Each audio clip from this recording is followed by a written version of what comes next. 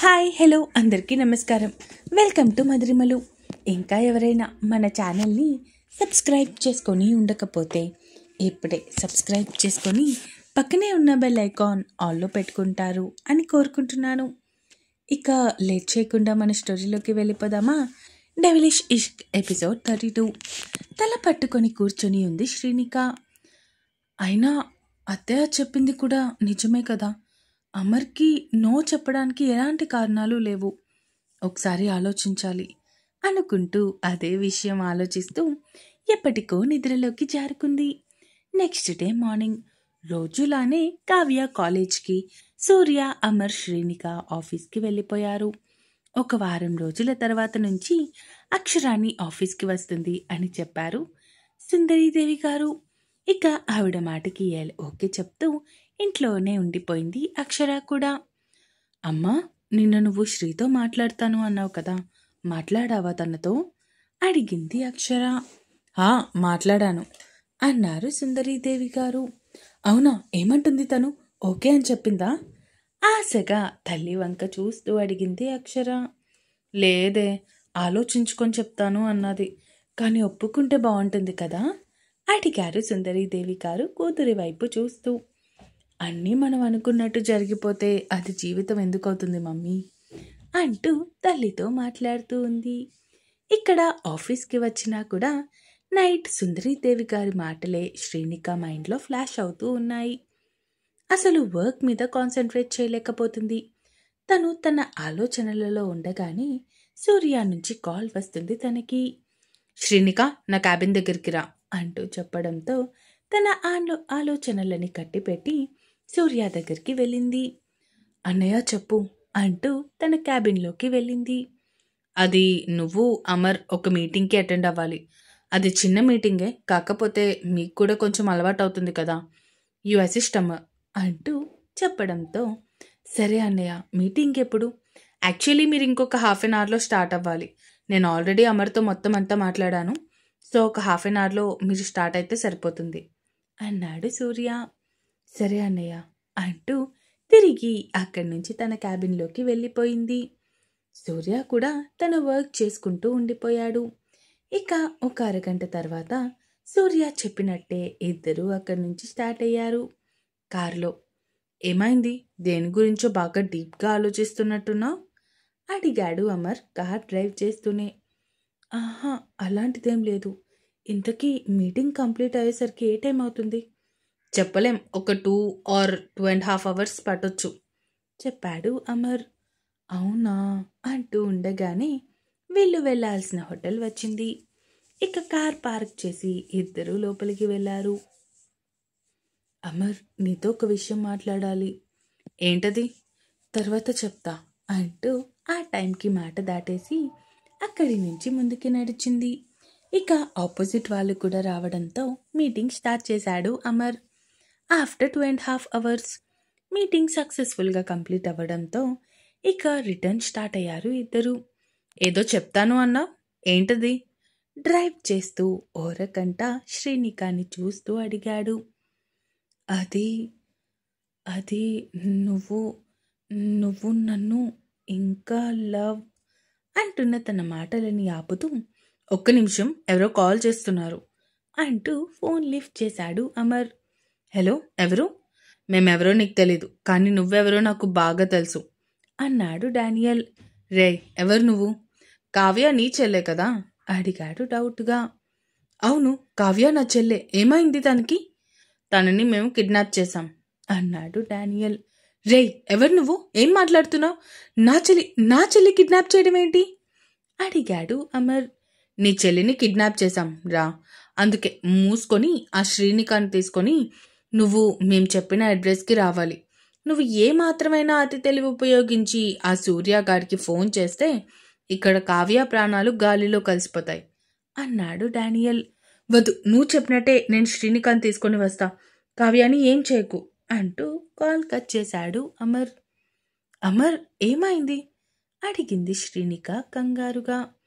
అది ఎవరో కావ్యాన్ని కిడ్నాప్ చేశారంట, నిన్ను తీసుకొని నన్ను రమ్మని చెప్పారు. సూర్యబాబుకి విషయం చెప్తే కావ్యాన్ని చంపేస్తాము అని చెప్తున్నారు అన్నాడు అమర్. అవునా, అసలెవరు వాళ్ళు? అడిగింది శ్రీనిక డౌట్‌గా. ఏమో అంటూ ఉండగానే వాళ్ళు లొకేషన్ పెట్టడంతో శ్రీనికాని తీసుకొని అక్కడికి స్టార్ట్ అయ్యాడు. అవునా, అసలు ఎవరు వాళ్ళు? అడిగింది శ్రీనిక డౌట్‌గా. ఏమో అంటూ ఉండగానే వాళ్ళు లొకేషన్ పెట్టడంతో శ్రీనికాని తీసుకొని అక్కడికి స్టార్ట్ అయ్యాడు. అమర్, ఎందుకో భయంగా అనిపిస్తుంది అంది శ్రీనిక. అసలేం భయపడకు, నేనున్నాను కదా, నేను చూసుకుంటానులే అంటూ తనని తీసుకుని అక్కడికి వెళ్ళాడు. దూరంగా కేవలం ఒక్క ఇల్లు కనిపిస్తూ ఉండటంతో శ్రీనిక, నాకు తెలిసి మనం అక్కడికే వెళ్ళాలనుకుంటా. చూడు, ఇక్కడ దరిదాపుల్లో ఇంకొక ఇల్లు కూడా లేదు అన్నాడు అమర్. సరే పద అంటూ ఇద్దరూ కార్ దిగి ఆ ఇంటి లోపలికి వెళ్ళారు. అక్కడ ఒక పెద్ద హాల్ మాత్రమే ఉంది. చుట్టూ 20-25 మంది రౌడీలు ఆ హాల్కి మధ్యలో ఒక కుర్చీలో కట్టేసి ఉన్న కావ్య కనిపించింది. కావ్య అంటూ ముందుకి పరిగెత్తుకుంటూ వచ్చాడు అమర్. అన్నయ్య అంటూ పిలిచింది కావ్య. వెనకే ఉన్న రౌడీలు అమర్ ఇంకా శ్రీనిక ఇద్దరిని బంధించి పట్టుకున్నారు. అప్పుడే అక్కడికి వచ్చారు డానియల్ ఇంకా భూపతి. భూపతిని చూసిన అమర్ ఇంకా శ్రీనిక ఇద్దరూ షాక్ అయ్యారు. ఏంటమర్, ఎలా ఉన్నావు? నన్ను గుర్తుపట్టావా? అడిగాడు భూపతి వెక్కిలిగా నవ్వుతూ. కన్న కొడుకునే చంపాలి అనుకున్న గొప్ప తండ్రి కదా మీరు, మిమ్మల్ని ఎలా మర్చిపోగలను? అడిగాడు అమర్. అయినా మీరు చెప్పినట్టే శ్రీనికాని తీసుకొని ఇక్కడికి వచ్చాను. కావ్యాన్ని వదిలేయండి అన్నాడు అమర్. వదిలేస్తా, కాకపోతే మీ ముగ్గురిని కిడ్నాప్ చేసి మీ ద్వారా అక్షర ఇంకా సూర్యాలని కూడా రప్పించి అప్పుడు అందరినీ పార్సల్గా ఒకే దగ్గరికి పంపిస్తా అన్నాడు భూపతి.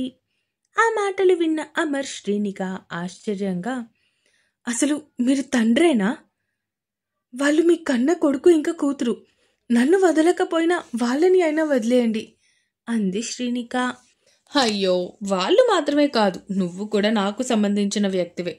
ఇన్నాళ్ళు నువ్వు అనాథవి అని నువ్వు అనుకుంటున్నావు కదా అన్విక? అడిగాడు భూపతి. అన్వికానా? నా పేరు శ్రీనిక అంది శ్రీ. నీ అసలు పేరు అన్విక. నువ్వు ఎన్నాళ్ళు అనాథని అనుకుంటున్నావు కదా. కాదు, నీకు కూడా ఒక కుటుంబం ఉంది. నువ్వు అన్నయ్య అంటూ సూర్యాని ప్రేమగా పిలుస్తావు కదా, తను నిజంగానే నీ సొంత అన్నయ్య. అంటే నువ్వు నాకు స్వయంగా చెల్లెలి కూతురువి అన్నాడు భూపతి. ఆ మాటలు విన్న శ్రీనిక ఒక్కసారిగా షాక్ అయింది. తనతో పాటే అమర్ ఇంకా కావ్య కూడా షాక్ అయ్యారు. మీరు మీరు చెప్పేది నిజంగానేనా? నేను సూర్య అనేకి సొంత చెల్లినా? అడిగింది శ్రీనిక ఆనందంగా ఆశ్చర్యంగా. అవును, అదే కదా చెప్తున్నాను, నువ్వు నిజంగా వాడికి సొంత చెల్లివి అంటూ తన మనుషుల వైపు చూసి సైగ చేయడంతో కావ్య పక్కనే ఇంకో 2 కుర్చీలు వేసి వాళ్ళని కూడా కట్టేసి అప్పుడు సూర్యకి కాల్ చేశాడు. ఇక్కడ అప్పటికే అక్షర ఫోన్ చేసి కావ్య, అమర్, శ్రీనిక ఇంకా ఇంటికి రాలేదు అని టెన్షన్ పడుతూ చెప్పడంతో ఇంటికి స్టార్ట్ అయ్యాడు సూర్య. కార్ డ్రైవ్ చేస్తూ ఉన్న తన మొబైల్ మోగేసరికి ఫోన్ లిఫ్ట్ చేశాడు. హలో హలో సూర్య, నేను భూపతిని అన్నాడు భూపతి. చెప్పు, ఎందుకు ఫోన్ చేశావు? అదే, నీకు బాగా కావాల్సిన వాళ్ళు నా దగ్గరే ఉన్నారు, సో వచ్చి వాళ్ళని తీసుకెళ్తావని ఫోన్ చేశా అన్నాడు భూపతి. అంటే కావ్య, అమర్ ఇంకా శ్రీనికాలని కిడ్నాప్ చేసింది నువ్వా? అడిగాడు సూర్య. అవును, నేనే కిడ్నాప్ చేశా. నువ్వు మర్యాదగా నీ ఆస్తిపత్రాలు అలాగే అక్షర పేరు మీద ఉన్న ఆస్తిపత్రాలు పట్టుకొని ఫాస్ట్గా ఇక్కడికి వస్తే బాగుంటుంది. లేదంటే నువ్వు లేట్ చేసే కొద్దీ ఇక్కడ నీ వాళ్ళ చావులు స్టార్ట్ అవుతాయి అంటూ కాల్ కట్ చేశాడు భూపతి. ఇక వెంటనే ఇంటికి వెళ్ళి తన ఆస్తి డాక్యుమెంట్స్ అలాగే అక్షర పేరు మీద ఉన్న ఆస్తి పేపర్స్ అన్నీ పట్టుకొని అక్కడికి వెళ్ళాడు సూర్య. ఇక్కడ సుందరీదేవి గారు, అక్షర కూడా భయంగా ఉన్నారు. అమ్మా, అసలు నాన్న డబ్బు కోసం ఇన్ని నీచాలు చేయాలా? అడిగింది అక్షర. డబ్బు మనిషి చేత ఎన్ని వేషాలైనా వేయిస్తుంది అంటారు, అది నిజమని మీ నాన్నని చూస్తే తెలుస్తుంది అన్నారు సుందరీదేవి గారు. పద, దేవుడి దగ్గరికి వెళ్ళి వాళ్ళకేం కాకూడదు అని దండం పెట్టుకుందాం అంటూ అక్షరాన్ని తీసుకొని పూజా రూమ్ దగ్గరికి వెళ్ళారు. స్వామి, నా అల్లుడి చేతిలో నా భర్త చచ్చిపోయినా పర్వాలేదు, కానీ నా పిల్లలు నలుగురికి ఏం కాకుండా చూడు తండ్రి అనుకుంటూ మనసులోనే దేవుణ్ణి ప్రార్థిస్తూ ఉన్నారు సుందరీదేవి గారు. ఇక్కడ సూర్య భూపతి పెట్టిన లొకేషన్ దగ్గరికి వచ్చాడు. ఇంకా ఉంది. ఈ ఎపిసోడ్ ఎలా అనిపించిందో కామెంట్స్ రూపంలో తెలియజేస్తారు అని కోరుకుంటున్నాను. అలాగే సబ్స్క్రైబ్ చేసుకోవడం మాత్రం మర్చిపోకండి. ఇక ఉంటాను. Bye bye.